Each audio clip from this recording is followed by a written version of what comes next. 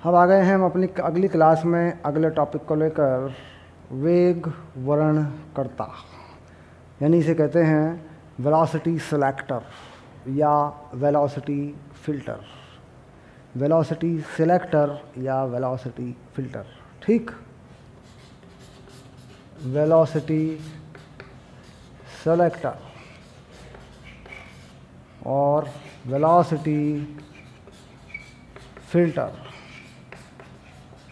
ठीक। तो इन नामों से, वेलोसिटी सेलेक्टर, वेलोसिटी फिल्टर से आप समझ रहे होंगे कि आवेशित कण जब चुंबकीय क्षेत्र और विद्युत क्षेत्र में प्रवेश करेगा तो वो जो का त्यों निकल जाए, यानी चुंबकीय क्षेत्र और विद्युत क्षेत्र के परिमाण कितने हों, चुंबकीय क्षेत्र और विद्युत क्षेत्र की कितनी वैल्यू हो और वो किस दिशा में लगे हों, ठीक, ताकि कोई भी आवेशित कण उसमें जो का त्यों निकल जाए। बस हमें इस बात पर फोकस करना है, ठीक। अब इसके लिए क्या है, अगर हम लॉरेंज के बल को देखें, लॉरेंज के बल के अनुसार, लॉरेंज बल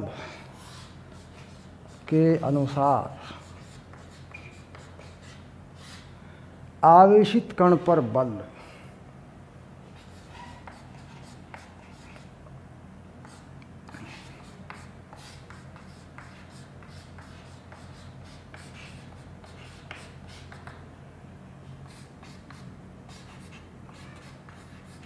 अब देखिए, ये जो बल है ये है आवेशित कण पर बल, जिस बल के अनुसार ही हम अब तक अपनी पढ़ाई करते आए हैं, जिस बल के अनुसार मतलब अब तक की पढ़ाई में इस अध्याय के अंदर हम इस बल के अनुसार चले हैं। मतलब ये बल लगता गया हम चलते गए, जिस दिशा में ये बल लगता गया हम उसी दिशा में सोचते चले गए।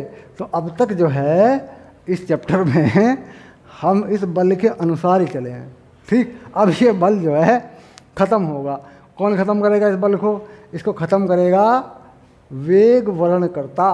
वेग वर्णनकर्ता एक ऐसा यंत्र है जो विद्युत क्षेत्र और चुंबकीय क्षेत्र को इस तरीके से लगाएगा कि अगर उसमें आवेशित कण फेंक देंगे तो उसके वेग पर कोई फर्क नहीं पड़ेगा। वेग यानी वेग की दिशा पर कोई फर्क नहीं पड़ेगा, वेग के परिमाण पर कोई फर्क नहीं पड़ेगा, जो का तो आवेशित कण निकल जाएगा उस यंत्र के अंदर से। तो वो यंत्र जो है, उस यंत्र का नाम है वेग वर्णनकर्ता, ठीक। अब यानी कि यहाँ पे इस बल का, अब ये बल शून्य हो जाएगा यहाँ पे। अब तक तो इसने बहुत तंग किया हमें इसने आवेश को कण को वृत्तों पे घुमा दिया और पता नहीं क्या क्या करवा दिया। अब इसको शून्य करते हैं। वेग वर्णनकर्ता जो है ये शून्य करेगा। अब क्या शर्त बनाएगा वो देखते हैं। शून्य कर देते हैं इसको। और ये जो आवेश है, अब देखिए आवेश यहाँ कैसा भी हो, चाहे ऋणात्मक आवेश हो चाहे धनात्मक आवेश हो, पॉजिटिव हो चाहे नेगेटिव हो, उसको कॉमन ले लो। देखो लो, क्यू को बाहर कर लो।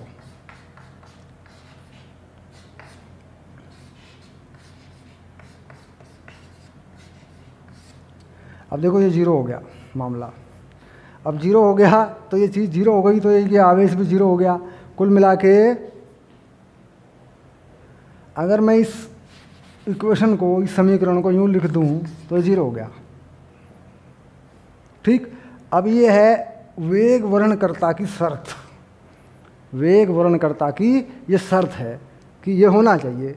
अब इसके हिसाब से देखें तो E minus V cross B ये होना चाहिए, ठीक। अब हमें इस चीज़ को समझना है, ठीक, कैसे होगा ये।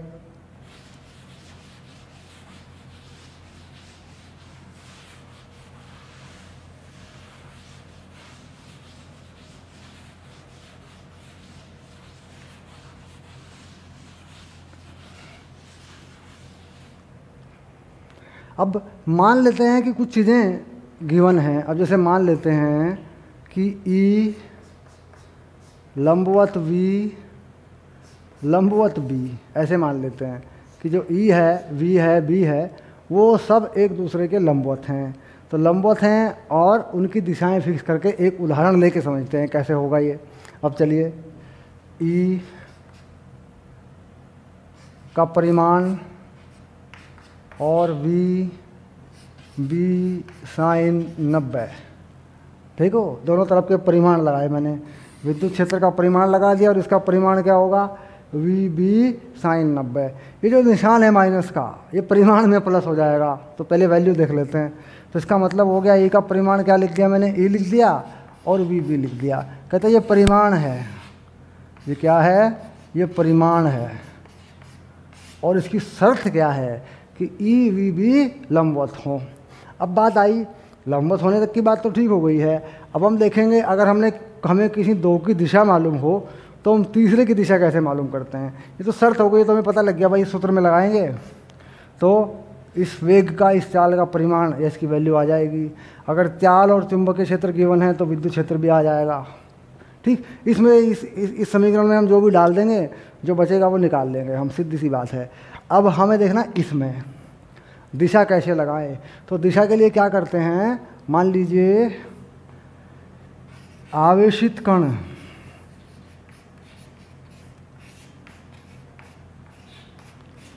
का वेग, ठीक, अब ये वेग देखो मैं देता हूँ तुम्हें, ये मिल गया तुम्हें वी नॉट आई कैप। और चुंबकीय क्षेत्र किस तरफ को लगाया, तुमने लगा दिया बी नॉट जे कैप पे। अब तुम बताओ कि तुम्हारा विद्युत क्षेत्र किस तरफ को होना चाहिए, कितना होना चाहिए, ई तुम्हारा कितना होना चाहिए। यानी दो चीज़ें बताई हैं, एक बताया है वेग, किस वेग से आवेशित कण को फेंका, और एक बताया चुंबकीय क्षेत्र कहाँ लगा। ठीक, अब आपको बताना ये है कि विद्युत क्षेत्र कहाँ लगाओगे ताकि वेग वर्णनकर्ता जो है काम करे, यानी वेग पे कोई फर्क ना पड़े, बल जो है ना लगे, बल शून्य हो जाए। तो इस सूत्र का इस्तेमाल करते हैं। सामान्यतः बच्चे इस सूत्र का इस्तेमाल करते हैं, इसमें दिशा का ज्ञान नहीं होता, उत्तर अधूरा रह जाता है, तो इसमें लगाओ। अब देखो ई वी कितना है, वी नॉट आई कैप, और बी कितना है, बी नॉट जे कैप। अब देखो ई आ गया तुम्हारे पास minus V naught B naught, I और जे का सदिश गुणनफल कितना होता है, के। अब देखो ई की दिशा क्या आ रही बताओ, माइनस के कैप। माइनस के कैप से मतलब है निगेटिव जेड एक्सिस, ऋणात्मक जेड अक्ष, है ना। तो ये आ गई तुम्हारी, और वैल्यू आई हुई देखो, वी नॉट बी नॉट परिमाण भी आया और दिशा भी आई। और परिमाण तो तुम यहाँ से भी निकाल सकते हो, कितना परिमाण है, ये बी नॉट है एक परिमाण, दूसरा परिमाण क्या है, ये वी नॉट है, यार निकाल लो। बात है दिशा की, दिशा इसी फार्मूले से निकलेगी। ठीक, अब थोड़ा बदल के देते हैं इसको। ठीक,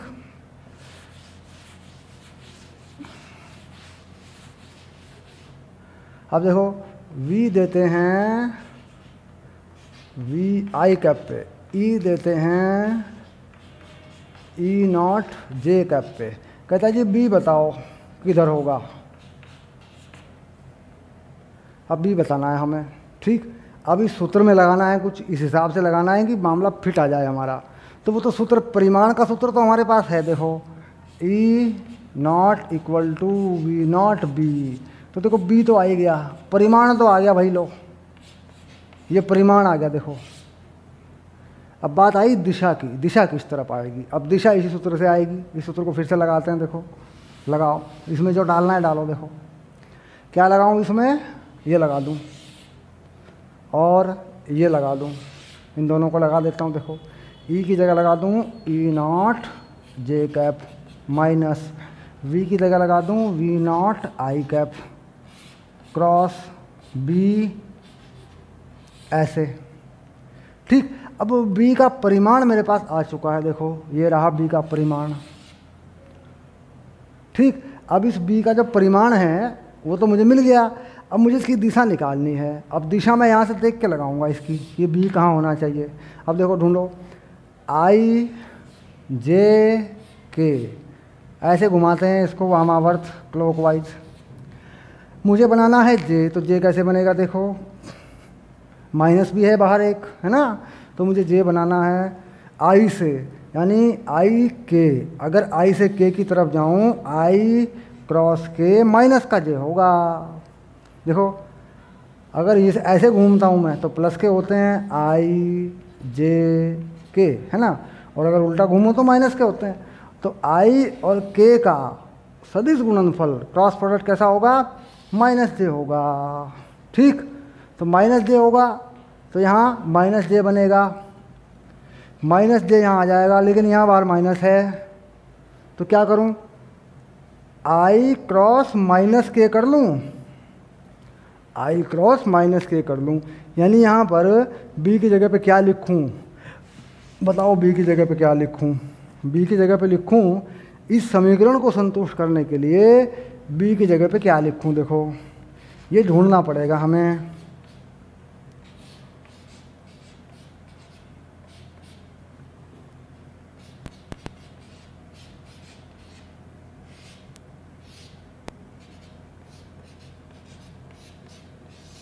देखो ऐसे लिख सकता हूँ क्या, देखो पक्का, क्योंकि b का ये परिमाण है, ये रहा देखो, और ये b की दिशा मैंने ऐसे लगाई है कि i और k का जो सदिश गुणनफल है वो कितना है, माइनस जे। ठीक, अब माइनस जे है, बाहर माइनस है, तो i ऐसे लिखता हूँ, देखो आई जे के, ऐसे देखते हैं यूँ, तो आई क्रॉस जे क्या होगा, आई क्रॉस जे होगा माइनस जे। ठीक, तो आई क्रॉस के हो गया माइनस जे, एक माइनस लग गया, यानी इसकी कोई ज़रूरत नहीं है। देखो माइनस नहीं लगाना, पक्का हो गया। देखो अब फाइनल करो, देखो आई और के का सदिश गुणनफल कितना बनेगा, माइनस जे, तो यहाँ माइनस जे बन गया, चलो लिख दो माइनस माइनस जे, और यहाँ क्या बन गया, यहाँ बन गया ई नॉट, ये ख़त्म हो गया मामला। अब देखो कितना आ गया, ई नॉट जे आ गया। दोनों तरफ समीकरण को संतुष्ट करवाया मैंने, आई जे के को ढूंढा, ये खुद ढूंढना पड़ेगा तुम्हें, हैं। तो इसका मतलब हो गया कि ये जो चीज़ है, ये जो लगी हुई है, बस यही है पूरी तरह बी, बाकी सबको हटा रहा हूँ। देखो ये है बी, ये लो, ये देखो ये क्या है, यही है बी, ऐसे। यानी इसमें बी का परिमाण क्या है, ई नॉट बाई वी नॉट, और दिशा क्या है, के। यानी कि अगर मैं इस बी को धनात्मक जेड एक्सिस पे लगा दूँ यहाँ पर, तो विद्युत क्षेत्र जे पे आ जाएगा, परिमाण हो ही गया ई नॉट बाई वी नॉट। तो यही मेरा आंसर है। ठीक, यानी अगर सीधे सीधे नहीं दे रखा है, वी और बी नहीं दे रखे हैं, ये दे दिया है, तो फिर ऐसे निकालना पड़ता है इसको। यानी फिर हमने क्या करना पड़ता है, एल एच एस। ठीक, यानी लेफ्ट हैंड साइड और राइट हैंड साइड, बायां पक्ष और दायां पक्ष। समीकरण के अंदर बायां पक्ष और दायां पक्ष में हमें जुगाड़बाजी करके फिर वो आई जे के ढूंढने पड़ते हैं, जैसे मैंने अभी ढूंढ के दिखाया आपको। ठीक, बाकी न्यूमेरिकल कराऊंगा और ढूंढ के बताऊंगा इनको, एक दो प्रैक्टिस और कराऊंगा इसकी। अभी हो सकता है ये परेशानी पैदा करे समझने में, होता है क्योंकि ये नई चीज़ है, ऐसे ढूंढना थोड़ी प्रैक्टिस करनी पड़ती है, किस तरफ को होगा पता कर सकते हैं, कोई मुश्किल नहीं है आसान। सिर्फ यहाँ पे सदिश गुणनफल के हिसाब से आई जे के का को इसमें फिट करना होता है बस। ठीक है, यहाँ इसकी जगह फिट करना होता है, अगर ये नहीं दिया, ये दे दिया तो इसकी जगह फिट करना होता है। कुल में आकर तीनों लंबवत हैं, ये बात तो जाहिर है, लेकिन कौन से अक्ष पे है वो इस समीकरण को संतुष्ट करने के लिए ढूंढना पड़ता है। ठीक, तो ये था वेग वर्णकर्ता। ठीक,